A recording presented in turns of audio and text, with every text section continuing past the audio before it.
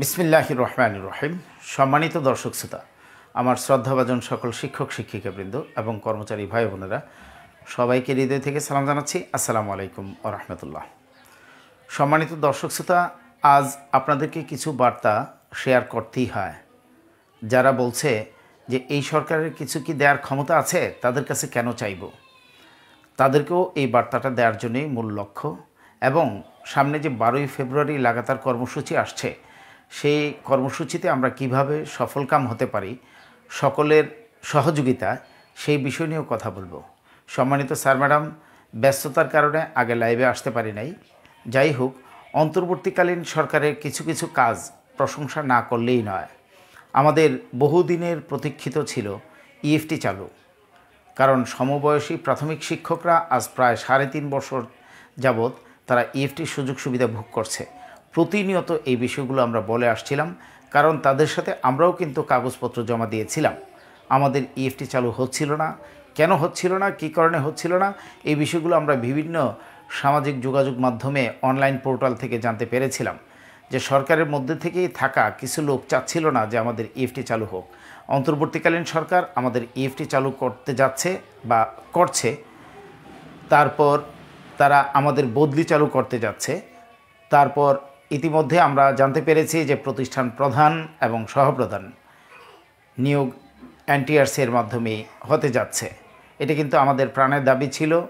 ব্যক্তিগতভাবে আমি এই অন্তর্বর্তীকালীন সরকারের অনেকগুলো পর্যায়ে যে, বিশেষ করে যারা নাকি ছায়া সরকার, তাদের কাছে যে এই বিষয়গুলো তুলে ধরেছি। প্রতিষ্ঠান প্রধান পদ যে নিলামে বিক্রি হয়, এই কথাগুলো তুলে ধরেছি। এবং একজন প্রতিষ্ঠান প্রধান যদি নিলামে বিক্রি হয়ে যদি নিয়োগপ্রাপ্ত হন, তিনি প্রতিষ্ঠানে কতটুকু কল্যাণ করতে পারেন, এই প্রশ্নগুলো তাদের কাছে ছুড়ে দিয়েছি। তারা আমাদেরকে আশ্বস্ত করেছিল, তাও কিন্তু আলোর মুখ দেখতে যাচ্ছে। আপনারা ইতিমধ্যে দেখেছেন, আর না দেখে থাকলে এখন শুনতে পারবেন যে শিক্ষা মন্ত্রণালয় থেকে এনটিআরসিকে তাদের এই প্রস্তুতি গ্রহণের জন্য নির্দেশনা দেওয়া হয়েছে।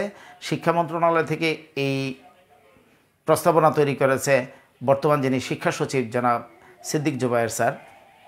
তিনি এই প্রস্তাবনা চেয়ে এনটিআরসিকে নির্দেশনা দিয়েছে খুব দ্রুত প্রতিষ্ঠান প্রধান, সহপ্রধান এবং এই যে তৃতীয় চতুর্থ শ্রেণী কর্মচারী আছে, সমস্ত নিয়োগ যেন এনটিআরসির মাধ্যমে হয়, কোনো প্রকার ঘুষ লেনদেনের মাধ্যমে যেন না হয়, সেই ব্যবস্থা নিতে যাচ্ছে।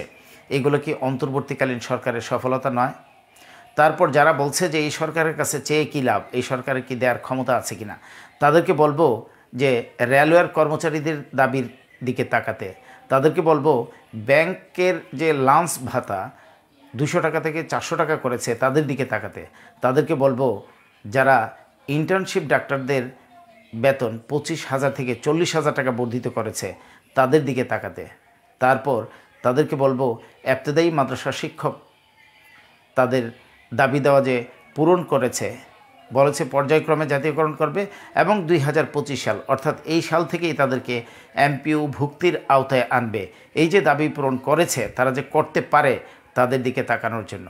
তাছাড়াও প্রাথমিক শিক্ষকদের দাবি দেওয়া পূরণের প্রায় দ্বার প্রান্তে, তাদের স্কেল পার্থক্যটা কি তা জানার জন্য তাদের কাছে চাহিদা চাওয়া হয়েছে। অর্থাৎ প্রতিষ্ঠান প্রধান এবং সহকারী শিক্ষকদের মধ্যে যে কত তফাৎ, এটা জানার জন্য একটা নির্দেশনা চেয়েছে। আর আপনারা ইতিমধ্যে দেখেছেন যে মাননীয় অর্থ উপদেষ্টা তিনি স্পষ্ট করেই বলেছেন যে এই মুহূর্তে মহার্ঘ ভাতা নয়, শিক্ষক শিক্ষিকাদের স্কুল কলেজ পর্যায়ে তাদের সুযোগ সুবিধা বর্ধিতকরণের বিষয়ে তারা ভাবছেন। তাছাড়া মাননীয় শিক্ষা উপদেষ্টা, যাকে আমরা প্রতিনিয়ত আমাদের এই বিষয়গুলো জানান দেই লিখিত আকারে বা মৌখিকভাবে, তিনিও কিন্তু বলেছেন যে আমি কি বিশ্ববিদ্যালয়ের শিক্ষকদের সম্মান বৃদ্ধি করব, না এমপিভুক্ত শিক্ষক কর্মচারীদের, এমপিভুক্ত শিক্ষকদের 12,500 টাকার বেতন বর্ধিতকরণ করব। সম্মানিত স্যার ম্যাডাম, আমি আমার চাকরির জীবদ্দশায়, আমার চাকরির বয়স কিন্তু বেশি দিন নয়, 10 বছর হয়েছে। প্রথমার্ধে যখন আমি শিক্ষকদের সাথে কথা বলতাম, অনেকে অবাক হতো, বলতো যে এই কথাগুলো আপনি কিভাবে বলেন। তারা ভয় পেত, তাদের অধিকার নিয়ে কথা বলতে চাইতো না। তারা মনে করত যে ব্রিটিশ শাসিত ম্যানেজিং কমিটি যে কোনো মুহূর্তে তাদেরকে শোকজ করবে। আমিও যে তার ব্যতিক্রম তা নয়, কিন্তু আমি প্রতিনিয়ত এই ব্রিটিশ শাসিত ম্যানেজিং কমিটি কথার প্রথার বিরুদ্ধে সোচ্চার ছিলাম, বিগত সরকারের আমলেও ছিলাম। ফলশ্রুতিতে আমাকে অনেক ভয়ভীতি দেখানো হয়েছে, আমাকে থ্রেট দেওয়া হয়েছে, বিনা নোটিশে আমাকে শোকজ করবে, এই ধরনের কথাও বলেছে। তারপরেও কি আমি থেমে রয়েছি? থেমে নাই। আজ আমরা বলছি বলে আমার মতন অনেক সহযোদ্ধা এখন কিন্তু জেগে উঠেছে, তারা কিন্তু অধিকারের বিষয়ে কথা বলতে শিখেছে, কথা বলছে। এটাই হলো আমাদের অর্জন, যে আমার মতন জাতিবাহী যারা নাকি সাহসী, তারা যে জেগে উঠেছে, এটাই হলো আমাদের প্রাপ্তি। সম্মানিত স্যার ম্যাডাম, এবার আসেন, যাদের দাবির কথা বললাম এই পর্যন্ত, রেলওয়ে কর্মচারীদের কথা বললাম, তারপর ইন্টার্নশিপ ডাক্তারদের কথা বললাম, প্রাথমিক শিক্ষকদের কথা বললাম, তারপর ব্যাংক কর্মচারীদের কথা বললাম, তারা কি ঘরে বসে দাবি আদায় করেছে? ঘরে বসে কিন্তু কেউ দাবি আদায় করে নাই। তাদের দাবি আদায় করতে রাজপথে নামতে হয়েছে। তাহলে আমরা যদি নামি, তাহলে আমাদের নামলে সমস্যাটা কোথায়? এখন প্রশ্ন হলো, এই যে আমাদের মাধ্যমিক এবং উচ্চ মাধ্যমিক পর্যায়ে যে অনেকগুলো শিক্ষক সংগঠন আছে, এইগুলো হলো বাধা। তো এখন প্রশ্ন হলো, যেহেতু আপনারা কর্মসূচিতে যেতে পারছেন না, যে কোনো কারণেই যেতে পারছেন না বা যাচ্ছেন না, যারা যাচ্ছে তাদেরকে সহযোগিতা করলে যদি কোনো প্রকার সংযোজন হয়, তা থেকে কি আপনি বঞ্চিত থাকবেন? নিশ্চয়ই না। কারণ 2018 সালে আমরা যে প্রেস ক্লাবের সামনে 19 দিন আমরণ অনশন করেছিলাম, পলিথিন গায়ে দিয়ে রাজপথে শুয়েছিলাম, কুকুরের সাথে রাত্রি যাপন করেছিলাম, তখন কিন্তু আমাদেরকে অনেক ভয়ভীতি দেখানো হয়েছিল সরকারের পক্ষ থেকে। এখনও যে আমরা ভয়ভীতির বাইরে তা নয়, কিন্তু এখনও আমরা যে আন্দোলন ডেকেছি, আমাদের দেশের বাড়িতে পর্যন্ত ডিবি পুলিশ গিয়েছে। যাই হোক, এটা কোনো বিষয় না। আমরা শিক্ষকদের স্বার্থে যে কোনো ত্যাগ তিতিক্ষা মেনে নিতে প্রস্তুত আছি। সম্মানিত স্যার ম্যাডাম, এই যে ধরেন আমাদের তখন অর্জন হয়েছিল 2018 সালে অনশন করে আমাদের 5% প্রবৃদ্ধি এবং বৈশাখী ভাতার ঘোষণা আমরা রাজপথ থেকে শুনে তারপর আমরা বাসায় ফিরেছিলাম। এই যে প্রতি বছর বছর আপনার বেতন বৃদ্ধি পাচ্ছে, এটা কি আমাদের সকলের অর্জন নয়? আগে তো আমরা সবাই তীর্থের কাকের মতো চেয়ে থাকতাম। আমাদের আগে যারা নিয়োগপ্রাপ্ত, আপনারা যারা সিনিয়র শিক্ষক, আপনাদের নিশ্চয়ই মনে থাকার কথা, আপনারা তীর্থের কাকের মতো চেয়ে থাকতেন যে কবে আমার 8 বছর পূর্ণ হবে, প্রথম টাইম স্কেলটা পাবো, কবে আমার 16 বছর পূর্তি হবে, আমি দ্বিতীয় টাইম স্কেল পাবো। এর আগে কিন্তু 1 আনা বেতনও বৃদ্ধি পেত না, এখন কিন্তু প্রতি বছর বছর বেতন বৃদ্ধি পাচ্ছে। তারপর এই যে অর্জন, এই অর্জনের পরে যখন আবার কর্তন শুরু হলো, তার জন্য কিন্তু আমরাই কেঁদেছি, আমরাই রাজপথে ছিলাম, আমরাই আন্দোলন করেছি, আমরা মানববন্ধন করেছি, অবস্থান ধর্মঘট করেছি, সংবাদ সম্মেলন করেছি, সরকারের বিভিন্ন দফতরে গিয়েছি। তারা আমাদেরকে বৃদ্ধাঙ্গুলি দেখিয়েছে, বলছে যে সরকারের সিদ্ধান্ত এটা হবেই। প্রথমার্ধে বলেছিল তৎকালীন শিক্ষা সচিব সোহরাব হোসেন, বলছে এটা ভুল করে ছাপা হয়েছে, কারণ তখন নির্বাচন হয় নাই, সামনে নির্বাচন, ভুল করে ছাপানো হয়েছে, এমনটা বলেছে। পরবর্তীতে আমাদের কিন্তু এই কর্তন তারা শুরু করেছে। যাই হোক, এই কর্তন আমাদের কলিজায় আঘাত লেগেছে, কারণ আমাদের কষ্টার্জিত বিষয়। এই জন্য আমরা সমস্ত চেষ্টা তদবির করে যখন আমরা ব্যর্থ হয়েছি, তারপর আমরা আদালতের দ্বারস্থ হয়েছি। সম্মানিত স্যার ম্যাডাম, এই ক্ষুদ্র চাকরির বয়সে কিন্তু অনেক অভিজ্ঞতা আছে। এই শিক্ষকদের জন্য এত কিছু করার পরও শিক্ষকরা হাজির হয় না। আমরা যখন লাগাতার একটা কর্মসূচি দিয়েছিলাম, এই 4% কর্তন বন্ধের জন্য অবস্থান ধর্মঘট দিয়েছিলাম, একমাত্র আমাদের কেন্দ্রীয় কমিটির প্রায় 200 থেকে 250 শিক্ষক ছাড়া আর কেউ কিন্তু ছিল না এখানে। যাই হোক, তারপরে আমরা আন্দোলন চালিয়ে যাব। শেষমেশ তখন প্রাকৃতিক দুর্যোগ আমফানের কারণে আমরা আন্দোলনটা স্থগিত করি। পরবর্তীতে আমরা আদালতের দ্বারস্থ হই, আদালত আমাদের পক্ষে রায় দেয়। আদালতের লিখিত রায়ের কপি আমরা পেলে আবার কোর্ট অফ কন্টেম্প্ট করব, সংশ্লিষ্ট কর্তা ব্যক্তিদেরকে আদালতের সামনে শরণাপন্ন করব যে কেন আদালতের রায় থাকার পরেও তারা আমলে নিচ্ছে না। সম্মানিত স্যার ম্যাডাম, এই যে ধরেন আমাদের এই চেষ্টা প্রচেষ্টা, এগুলো কিসের জন্য? আমাদেরকে নেতাগিরি ফোটানোর জন্য? কেউ বলতে পারবেন আমি আমার সংগঠনে কোন পদে আছি? এই পর্যন্ত আপনাদের সামনে তো প্রতিনিয়ত আমি আসি, আমি কি কোনো দিন আমার সাংগঠনিক পদবি আপনাদেরকে বলেছি? বলি নেই। এই যে যতগুলো কর্মসূচি দেখেছেন, কোনো দিন কি আমাকে মঞ্চে উঠে মাইক হাতে নিয়ে মাতবুরি করতে আমাকে কি দেখেছেন? দেখেন নাই। কারণ আমি যতটুকু করি ফি সাবিলিল্লাহ, এটা একমাত্র আল্লাহর সন্তুষ্টি পাওয়ার জন্যই করি, সত্যিকার অর্থেই এই জন্যই করে থাকি। এই জন্য আপনাদের ভালোবাসাও প্রতিনিয়ত পেয়ে থাকি। যাই হোক স্যার ম্যাডাম, এবার বলতে চাচ্ছি যে আন্দোলন ছাড়া কোনো কিছু হয় না, আর সেই জন্যই আমরা কর্মসূচি ডেকেছি। প্রত্যেকটা সংগঠনের কাছে আমরা যাব।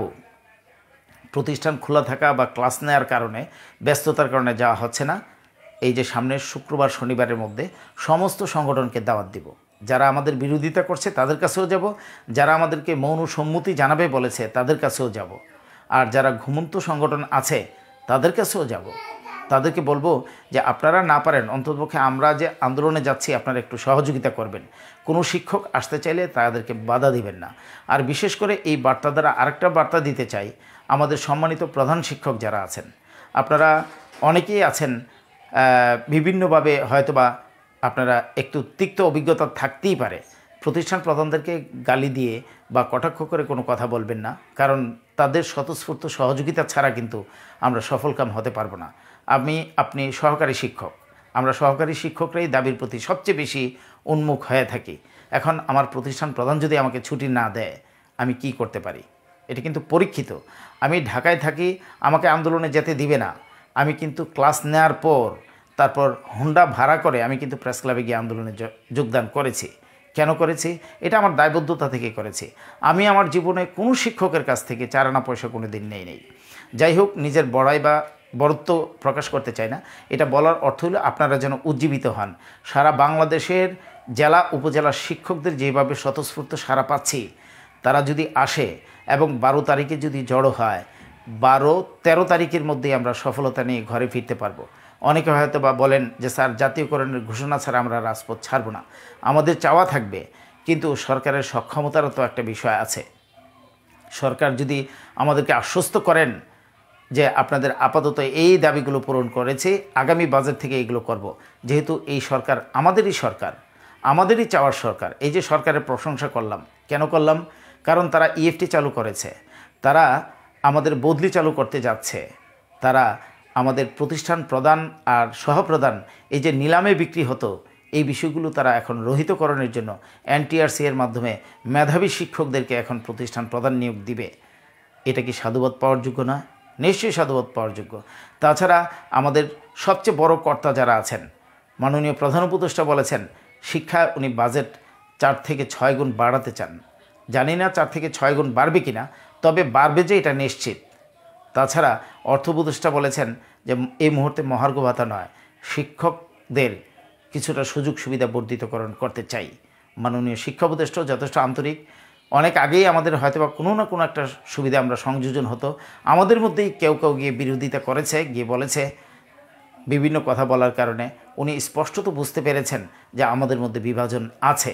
উনি আমাদের সাথে কিন্তু শিক্ষক দিবস 5 তারিখ, উনি আমাদের সাথে 7 তারিখে বসার কথা ইঞ্জিনিয়ারিং ইনস্টিটিউটে, কিন্তু দুর্ভাগ্যক্রমে যে কারো ইন্ধনের কারণে উনি তা করেন নাই।